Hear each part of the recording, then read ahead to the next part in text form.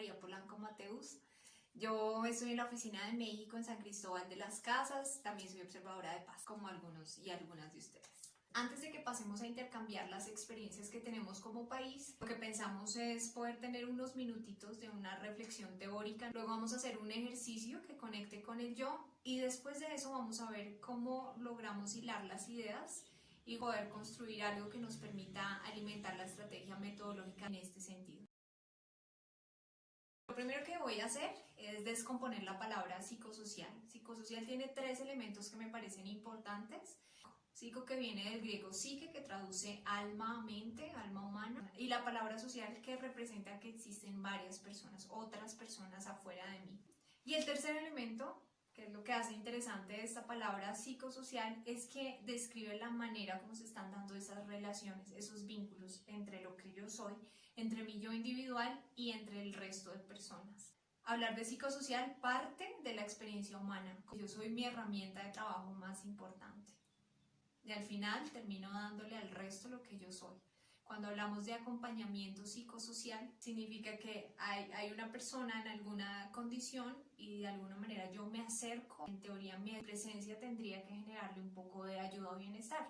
Antes de pensar en el acompañamiento del resto, ¿de qué manera yo me estoy dando ese acompañamiento a mí misma? ¿Estoy disponible cuando me necesito? ¿Sé monitorear lo que está ocurriendo en mi interior? ¿Sé identificar las amenazas que me ponen en vulnerabilidad internamente? En el momento en que yo revierto la mirada y empiezo a darme cuenta que esta palabra psicosocial también me está incluyendo a mí misma, pues yo estoy bien, me cuido, cómo me estoy comunicando conmigo misma y de qué manera me estoy comunicando con las personas que están cercanas a mi vida. Dice Marshall Rosenberg que nos aterraría pensar, nos aterraría darnos cuenta como sin pensarlo o imaginarlo, nuestras interacciones son mucho más violentas de lo que nos imaginamos.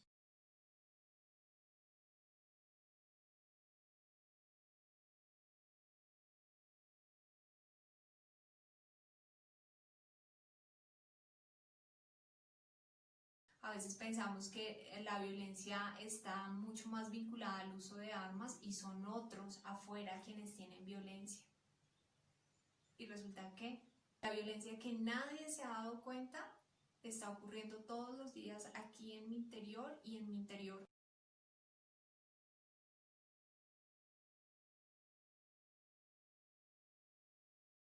Mencioné a Marshall Rosenberg, que es el creador de la comunicación no violenta o la comunicación compasiva.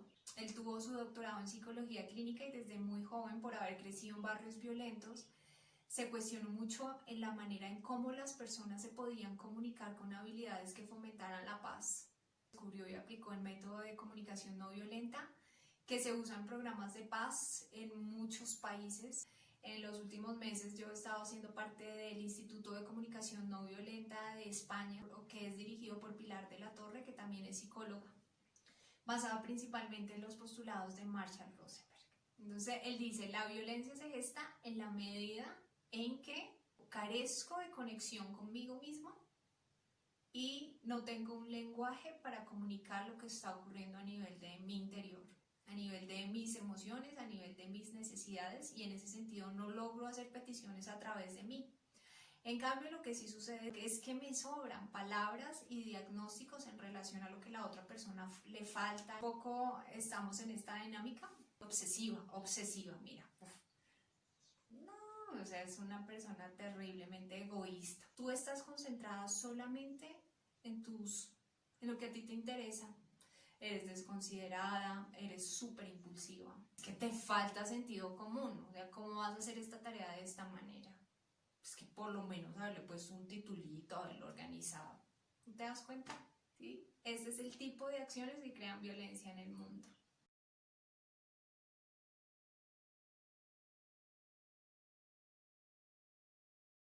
Lo primero que hago en comunicación no violenta es validar lo que yo estoy sintiendo.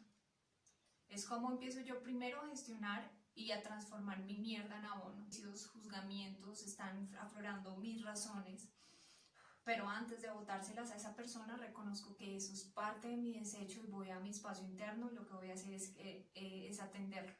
De la misma manera que si hoy acabo de almorzar algo muy delicioso y tengo ganas de ir al baño, lo que hemos hecho es desarrollar algunos acuerdos sociales para que estos eventos que son naturales ocurran de manera privada. Lo mismo ocurre con todos los desechos o con esa mierda que sale de mi interior.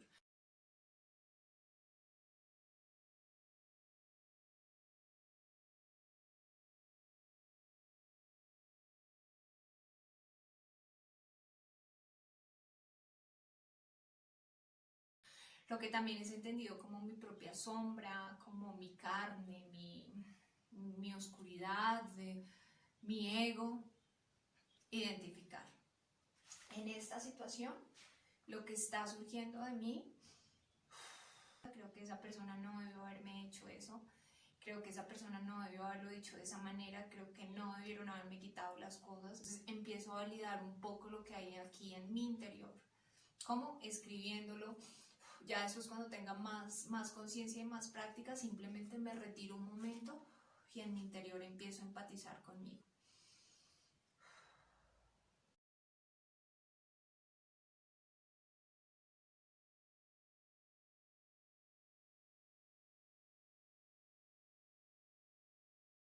Y luego lo que hago simplemente es que me quedo con el hecho.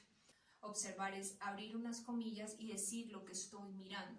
Los observadores por eso mismo no tenemos injerencia en los incidentes, no solo en este trabajo, sino en todas las prácticas que requieren observación. Lo que yo empiezo a hacer es describo los hechos, que estoy en el proceso de convertirla en abono. Lo que voy a decir es cómo me hizo sentir eso. Tristeza. En mi trabajo, en el tema de crianza, pues fui muy consciente de la forma como las emociones se invalidan. Si una niña está triste, normalmente le entregan un dulce, le entregan un juguete, mira, no llores. Y a los niños se les ha dicho, los niños no lloran. Si lloras te ves fea. Estuvo muy mal que te hubieras enojado. Eso nada de sentir nervios, nada de sentir miedo. Eso te sacudes así y ya el miedo no va a estar. Y claro, nos fuimos a dar cuenta que las emociones estaban en un lugar tan oscuro, tan escondido, que no supimos que era eso, sin embargo, siempre salían. Las emociones no son buenas ni malas, simplemente hacen parte de mi kit, hacen parte de mi vida. Y yo tendría que encontrar un lugar para validarlas y decir lo que siento se llama de determinada manera. Lo que estoy sintiendo se llama miedo, se llama tristeza. Conforme va avanzando su complejidad, entonces descubrimos que las emociones también se camuflan. A veces sentimos mucho enojo para esconder tristeza o al revés. ¿Dónde se inicia el problema? Cuando hay algún evento externo, cuando hay alguna situación que me activa, nosotros tenemos dentro de nuestro cerebro una amígdala que viene siendo como la policía emocional. Cuando la emoción es muy fuerte, cuando lo que está ocurriendo es muy fuerte, ella se activa rápidamente, libera cortisol. El cortisol lo que hace es que va a tomar en secuestro a todo el cerebro y va a afectar principalmente el control ejecutivo. Esta parte que me dice detente, piensa, mira, habla con cordura. No, ya no pienso. Entonces, la dinámica es esta. La emoción sí puede ir conmigo, voy a simular que este es el enojo. Puedo tener, estoy muy enojada, estoy furiosa. El problema está en que si yo no logro identificar lo que estoy sintiendo, esta emoción puede crecer y puede crecer tanto, tanto, tanto, tanto que de repente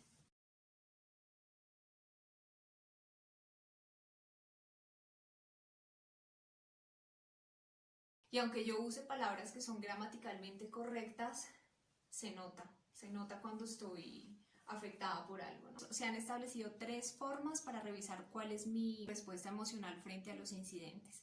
Ahora sabemos que hemos estado en una época de pandemia que nos ha sacado completamente de nuestra zona de confort y nos ha llevado a experimentar emociones muy fuertes. Con incertidumbre, con miedo, han cambiado nuestros planes y se ha afectado en general nuestra calidad de vida. Entonces, les voy a presentar estas 3 formas y cada uno de nosotros la idea es que pueda identificar cuál se asemeja un poco. No en todas las situaciones actuamos de la misma manera, sin embargo ya tenemos como una idea de, bueno, generalmente sí soy así. Mi respuesta emocional está asociada con la medusa. Recuerden que la medusa no tiene cerebro, sino que se basa en receptores nerviosos. Entonces, este tipo de personas tiene más emoción y menos control. Estoy todo el tiempo al filo. Por cualquier mínima situación que venga, ¡pum!, El otro tipo de respuesta emocional que podemos tener está asociado con el avestruz. Se hace un poquito, aquí no está pasando nada, yo estoy bien, esto no me afecta, yo soy fuerte, eso de pensar en las emociones es una pérdida de tiempo, mejor yo me ocupo de cosas que sí realmente importan. Y cuando me doy cuenta, realmente resulta que no estoy bien, sí pasó algo. Y entonces las personas dicen, si tú te ves tan tranquilo, ¿qué te estaba sucediendo? De repente mi cuerpo respondió, mi cuerpo reaccionó, me enfermé. Y resulta que sí, por lo menos en el caso de la medusa, de alguna manera yo ya soy consciente de que me estoy activando, entonces ya puedo hacer algo. No quiere decir que no sea menos grave, no, también es grave, lo que pasa es que tengo un poquito más conciencia de que algo sí está ocurriendo en mi interior. Ahora, una tercera manera de tener una respuesta emocional la han asociado al perro San Bernardo. Es un perro que es cálido, es cariñoso, es calmado. Este perrito lo que hace es que vive las emociones, sí, las reconoce, las siente, las identifica y las desactiva. Y eso permite que esté todo el tiempo oxigenada. Sería importante identificar con cuál me estoy asociando yo, mucho más. Lo siguiente que voy a hacer es que voy a hablar acerca de las necesidades. El punto crucial de la comunicación no violenta. La necesidad no contiene lo mínimo una referencia a lo que debería estar haciendo la otra persona por mí. La necesidad tampoco tiene que ver con egoísmo, así nos hubieran educado durante muchísimo tiempo que si yo pensaba en mis necesidades era bastante egoísta porque la gente se sacrifica por las otras personas. Los hombres valientes no tienen necesidades porque siempre están al servicio del rey, del zar, porque son hombres que se sacrifican por el pueblo, y asimismo mujeres que todo el tiempo están sacrificándose por sus familias, por sus hijos, y que ellas pues ni para qué pensar, ¿no? Pocas veces nos preguntan qué necesitas o nosotros tenemos espacio para identificar qué necesitamos. Existen unas necesidades que son básicas, unas necesidades que son universales a todos los seres humanos. Esas necesidades están enlistadas en unos cuadros que nos recomienda ella, Pilar de la Torre, la persona encargada de su Instituto de Comunicación No Violenta, que la imprimamos, que la tengamos siempre presente, que me revise el cuadro y me diga cuáles son las necesidades que están ahí descritas que no se están siendo satisfechas. Ahora, es distinto, estas son necesidades universales, estas son necesidades que se satisfacen no por una única acción, no por una única persona. No significa que yo necesito comprensión, pero que tú me des la comprensión a mí. Y si tú te vas de mi vida, entonces yo me muero. No funciona de esa manera, porque las necesidades son como esos espacios y se pueden llenar. Es lo que le pasa al carro cuando le ponemos la gasolina, entonces no significa que solo yo recibo gasolina de la gasolinera que queda en la esquina de mi casa y ahora que me fui unos 80 kilómetros más lejos, entonces ya nadie puede llenar mi tanque. No, sí puedes, sí puedes. Lo que pasa es que nos han enseñado de alguna manera a estar tan vinculados de manera negativa y tóxica con las demás personas que yo estoy pensando que es tu responsabilidad atender mis necesidades. Desde esta explicación, todas las acciones de los seres humanos están originadas en un intento por satisfacer esas necesidades. Detrás de tu acción equivocada hay una necesidad que no has satisfecho. Casi siempre voy al punto de ¿cuál es tu necesidad? ¿Cuál era mi necesidad? Porque después cuando vayamos a establecer acciones para llevar a una solución conjunta, es que yo te voy a comunicar una petición que cubra mi necesidad y otra que cubra tu necesidad.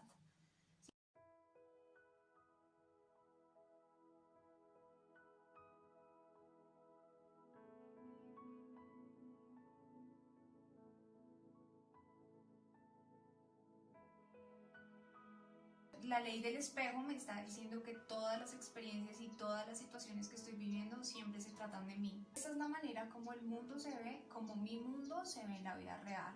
Cuando ocurra una situación allá afuera que me está generando alguna incomodidad, realmente en cada una de esas situaciones me estoy viendo yo.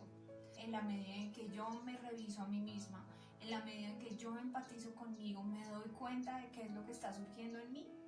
En esos momentos después ya quizás me puedo acercar al resto, que quizás podemos después hacer acuerdos conjuntos para llevarnos mejor, sí, siempre y cuando tú quieras, pero eso no va a depender de lo que ocurra conmigo.